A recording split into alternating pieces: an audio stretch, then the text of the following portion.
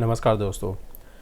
आज के इस वीडियो में हम यहाँ पे चर्चा करेंगे कि इतना जो गिरावट आ गया है उसके बाद में कहाँ पे हमें बाय करना चाहिए। क्या यह सही टाइम है, नहीं है, अभी और गिर सकता है, अगर गिरा तो कौन सा सेक्टर में हम बाय करना चाहिए। क्या अभी के टाइम में कोई ऐसा सेक्टर है जहाँ पे हमें लग सकता है कि हाँ ये अभी काफ़ी नीचे आ चुका है, अभी सपोर्ट के पास है, तो हम यहाँ पे कुछ बाइंग कर सकते हैं। तो आज इस वीडियो में हम पूरे सब सेक्टर के यहाँ पे जो चार्ट है वो डेली टाइम फ्रेम में देखेंगे और पता लगाएंगे कि इसका नियरेस्ट जो सपोर्ट कौन सा आ रहा है, कौन सा वीक है और कहाँ पे हमें बाइंग देखने को मिल सकता है। तो वो हम आज इस वीडियो में चर्चा करेंगे। दोस्तों, अगर आप इस चैनल पे नए हो तो प्लीज़ सब्सक्राइब जरूर कर देना, वीडियो पसंद आता है तो लाइक एंड शेयर जरूर करना। तो निफ्टी और बैंक निफ्टी का तो मैंने अभी जो वीकली वीडियो बनाया था उसमें मैंने अपडेट किया है। तो अब हम स्टार्ट करते हैं ऑटो से। तो ऑटो सेक्टर अगर आप यहाँ पे देखते हो तो एक सपोर्ट के आसपास दिख रहा है। लास्ट टाइम भी आपने देखा था। ज़्यादातर ये क्या करता है कि 200 जो इसका मूविंग एवरेज रहता है वहाँ पे सपोर्ट लेके बाउंस दे देता है। ओनली यहाँ पे जो लास्ट टाइम यहाँ पे ये गिरावट आई थी जब यूक्रेन और रशिया का जो यहाँ पे वॉर हुआ था उसके टाइम के क्रूड का प्राइस एकदम से बढ़ गया था, तब इसमें ये जो गिरावट आई थी और उसके बाद में यहाँ पे एक बाउंस भी आया था। तो अभी हम यहाँ पे क्या कर रहे हैं कि एक सपोर्ट के आसपास खड़े हैं। फिबोनाची भी हमने लगाते हैं तो अभी 38% है। 38% यानी कि क्या होता है कि ज़्यादातर यहाँ पे कंसोलिडेशन होता है इस दोनों के बीच में। इसके नीचे ब्रेकडाउन हुआ तो ये 50% तक यहाँ पे रिट्रेस करता है।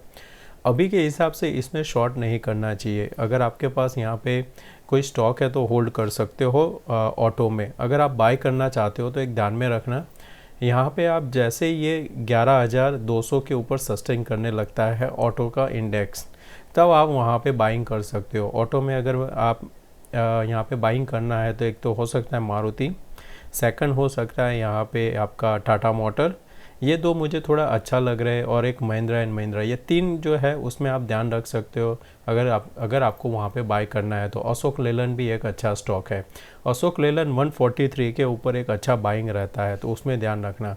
अगर यहाँ पे ये ब्रेकडाउन होता है तो फिर आपको यहाँ पे कोई भी बाइंग नहीं करना चाहिए। अगर आपको स्टॉप लॉस रखना है तो ये जो एक कैंडल यहाँ पे आप देख रहे हो, लास्ट टाइम एक कैंडल बना था उसके बाद में वापस आ गया था, तो ये कैंडल का लो जब तक ब्रेक नहीं होता है जो है यहाँ पे 10,600 के आसपास, जब तक ये 10,600 के ऊपर है आप आपका जो होल्डिंग है होल्ड कर सकते हो। उसको आपका स्टॉप लॉस रखना है 600। उसके नीचे जाता है तो फिर आपका होल्डिंग एक बार निकाल देना चाहिए, क्योंकि फिर ये यहाँ पे थर्ड टाइम आ रहा है 200 डेज मूविंग एवरेज के नीचे, तो फिर हायर चांस है वापस ये यहाँ पे एम पैटर्न बना सकता है। तो उस टाइम आपको यहाँ पे एंटर नहीं करना चाहिए। सेकंड है हमारा कंज्यूमर यहाँ पे कंटिन्यू सस्टेन कर रहा है 200 डेज मूविंग एवरेज के नीचे। यहाँ पे इसका लास्ट टाइम जो सपोर्ट था 6,450, उसके भी नीचे यहाँ पे सस्टेन कर रहा है। यहाँ पे आपका जो बाइंग अगर आपको करना है, आपके स्टॉक में कोई भी इन्वेस्ट करना है, तो आपको ये लेवल ध्यान में रखना है 6200। यहाँ पे अगर वापस आता है 6200 और फिर यहाँ पे एक सपोर्ट लेता है तो अब हम यहाँ पे बाय करेंगे, क्योंकि अगर लास्ट टाइम देखते हो यहाँ पे सपोर्ट लिया था, उसके पहले ये एक रिजेक्शन था, तो यहाँ पे एक अच्छा सा बाइंग आपको मिल सकता है नियर 6200। तब आपको यहाँ पे जो कंजम्पशन के जो स्टॉक रहते हैं वहाँ पे आप बाय करके रख सकते हो। फिर है एनर्जी जैसे ही ऑटो है वैसे सिमिलर यहाँ पे एक अच्छी जगह पे क्लोजिंग हुआ है। नियर सपोर्ट है 200 डेज मूविंग एवरेज के आसपास है। अगर यहाँ पे मंडे ये जो 200 डेज मूविंग एवरेज है उसके ऊपर क्लोजिंग देने में कामयाब रहता है तो वापस एक अटेम्प्ट आएगा यहाँ पे 25,400 के आसपास एनर्जी में। तो उस टाइम जो भी एनर्जी स्टॉक है वहाँ पे एक आपको बाइंग देखने को मिलेगी और वहाँ पे एक बाउंस आएगा। अच्छी बाइंग आपको कब मिलेगी? जब ये यहाँ पे 25,500 के ऊपर एक वीकली क्लोजिंग मिल जाएगा तो बहुत ही अच्छा रहेगा, और उसके बाद हम यहाँ पे ऊपर की साइड और ट्रेड करता हुआ देखेंगे। तो एनर्जी में आप ध्यान रखना, यहाँ पे आपको बाइंग मिल सकती है। एफएमसीजी स्टॉक अभी यहाँ पे वीक है। लास्ट टाइम हमारा ये एक रेजिस्टेंस था 4-5 टाइम यहाँ पे इसने रेजिस्टेंस लिया और फिर ब्रेक डाउन हुआ। अभी इसका जो सपोर्ट बन रहा है वो यहाँ पे करीबन बन रहा है ये लेवल के आसपास। अगर यहाँ पे उसको सपोर्ट नहीं मिला तो ये क्या करेगा, धीरे धीरे करके यहाँ पे सपोर्ट लेगा, क्योंकि लास्ट टाइम यहाँ पे इसने बुलिश इंगल्फिंग कैंडल बनाया था और फिर बाउंस दिया था। तो धीरे धीरे करके ये नीचे आएगा 34,200 के आसपास। अगर इसने यहाँ पे सपोर्ट नहीं लिया तो आपको यहाँ पे जो अगर ट्रेड मिलेगा तो वहाँ पे कैसे बन सकता है वो मैं आपको बताता हूँ। तो प्राइस एक्शन अभी के हिसाब से यहाँ पे चल रहा है कि यहाँ पे एक फॉल आता है, एक बाउंस आया, फॉल, फिर से यहाँ पे एक बाउंस भी आ सकता है, फिर यहाँ तक आएगा मार्केट, फिर एक बाउंस आएगा यहाँ तक, और फिर एट द एंड जाके ये यहाँ पे कहीं पे सपोर्ट लेगा। तो ये क्या होगा, यहाँ पे सपोर्ट आ जाएगा, इसको भी यहाँ पे सपोर्ट कंफर्मेशन मिल जाएगा, ट्रेंड लाइन का भी सपोर्ट ले लेगा। तो यहाँ पे इस तरह से प्राइस एक्शन बन सकता है। तो अगर आपके पास FMCG है तो अभी यहाँ पे एवरेज मत करना। एवरेज बाइंग आपका बन सकता है ओनली अबोव 37,300 के ऊपर। निफ्टी इंफ्रा ने यहाँ पे सपोर्ट के पास क्लोज किया है, पर जिस हिसाब से यहाँ पे फॉल आया है, यहाँ पे हायर चांस है कि इसके नीचे क्लोजिंग देता है तो फर्दर डाउन जा सकता है 4318। इंफ्रा में क्यों यहाँ पे फर्दर सेल आ सकता है, क्योंकि जैसे इंटरेस्ट रेट बढ़ता है तो बैंक का जो यहाँ पे लोन का इंटरेस्ट है वो बढ़ेगा, लोगों का खर्चा वहाँ पे जो इंटरेस्ट पे ज़्यादा होगा तो उनका सेविंग कम होगा, तो वहाँ पे इन्वेस्टमेंट भी कम होगा, उसकी वजह से इंफ्रा में बिकवाली आएगी। तो आप ध्यान में रखना, यहाँ पे अगर आपको बाइंग करनी है तो 4300 के आसपास सपोर्ट पे बाइंग करना है, नहीं तो अभी के हिसाब से आपको बाइंग नहीं करना है।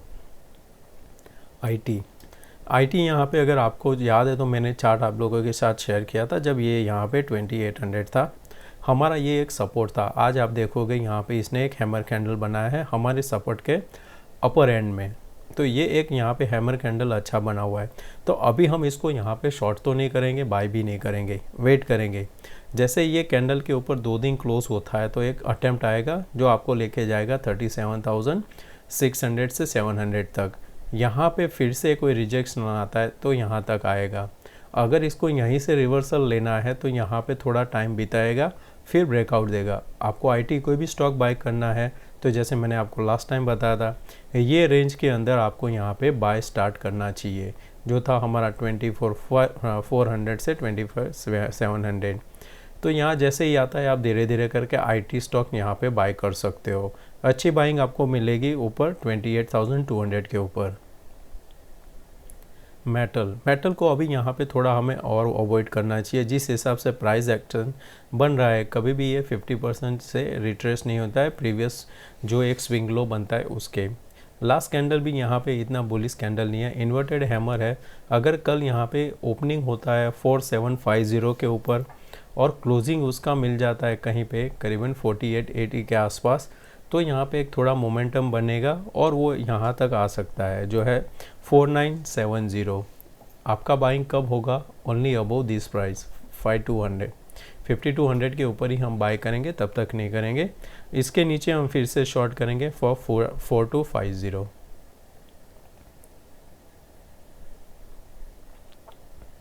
और अगले हमने अभी जो बात किया आईटी का, उसमें कोई स्टॉक अगर आपको इन्वेस्ट करना है तो टीसीएस में कर सकते हो, क्योंकि टीसीएस क्या है कि वो बायबैक करता है। जब भी कोई प्रमोटर बायबैक करता है यानी कि खुद की कंपनी पे उसको ट्रस्ट रहता है। जैसे कि अगर मेरी कंपनी है, मुझे पता है कि मैं मेरी कंपनी को कहाँ तक लेके जाऊँगा, तो मैं क्या करूँगा, जो मेरे पास कैश पड़ा हुआ है मैं मेरे खुद के शेयर जो मैंने मार्केट में डाले थे वो मैं वापस ले लूँगा, क्योंकि मुझे पता है अगर आगे जाके मेरा मार्केट का कैप है बढ़ेगा तो मैं वही स्टॉक मार्केट में फिर से बेच सकता हूँ। तो उस हिसाब से यहाँ पर जो भी प्रमोटर खुद की स्टॉक बाय करता है उसको आप ध्यान में रखना। तो टीसीएस मुझे हर बार अच्छा लग रहा है, और स्मॉल कैप और उसमें तो मैं इतना जाता नहीं हूँ। तो दूसरा अगर स्टॉक कोई भी देखना है अगर आपको, तो वहाँ पे एक इन्फी रहेगा और विप्रो, ये 3 के अलावा मैं आईटी में कहीं और देखता नहीं हूँ। नेक्स्ट है हमारा यहाँ पे मिड कैप ने एक दूजी कैंडल बनाया हुआ है, कंटिन्यू यहाँ पे रेजिस्टेंस बन रहा है 200 डेज मूविंग एवरेज। लास्ट यहाँ पे आप देखोगे ये जो कैंडल है जिसने 3 दिन का यहाँ पे इंगल्फ करके ब्रेकडाउन दिया था, लास्ट टाइम इसका जो सपोर्ट था 26,600 के आसपास, उसके बाद ब्रेकडाउन आया। अभी हमारा जो नेक्स्ट यहाँ पे सपोर्ट है 24,700, यानी यहाँ से भी 1000 पॉइंट नीचे। ऐसा कोई भी कैंडल बनता है वो पॉज होता है और उसके पीछे यहाँ पे इधर साइड मूवमेंट होता है। ये कैंडल बुलिश कब बनेगा? अगर हम सिमिलर कैंडल एक यहाँ पे क्लोजिंग देते हैं 27,200, नहीं तो हमें यहाँ पे धीरे धीरे करके ये कंसोलिडेट करके यहाँ पे सपोर्ट लेके फिर ऊपर जाएगा। तो इस लेवल के आसपास आता है तब हमें मिड कैप में बाय करना चाहिए।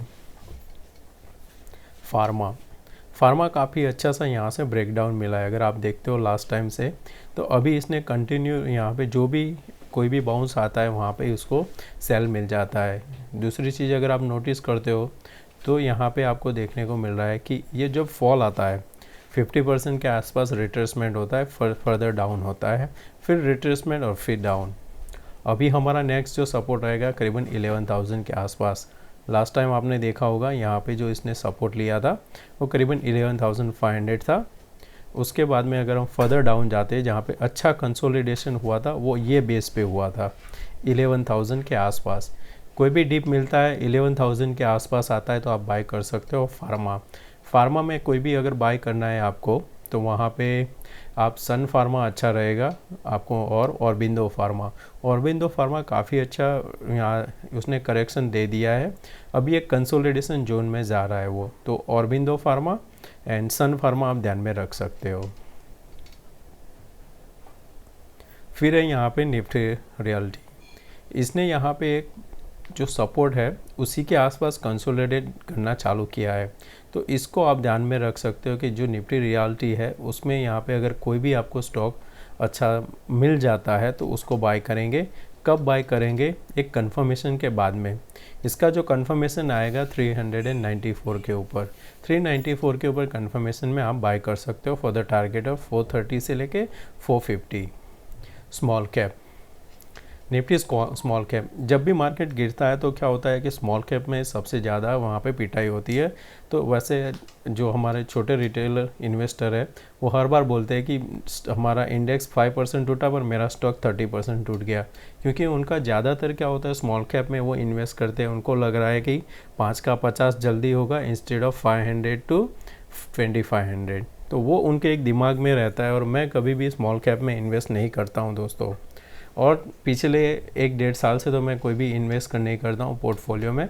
मैं खाली इंट्राडे करता हूँ या तो ऑप्शन में ट्रेड करता हूँ, क्योंकि मुझे अभी तक कोई ऐसा नहीं मिला था चांस, तो मैं नहीं कर रहा हूँ। और मैं प्रीफर भी क्या करता हूँ, निफ्टी 20 में कलेक्ट करना प्रीफर करता हूँ, क्योंकि निफ्टी 20 है, जब भी मार्केट ऊपर जाएगा निफ्टी भी ऊपर जाएगा। उसका जो मैं अगर उसको हेज करता हूँ तो मुझे 90% उसके सामने फंड वैल्यू मिलती है इंट्राडे ट्रेड करने के लिए। तो उसकी वजह से मैं वहाँ पे इसको बाय कर रहा हूँ।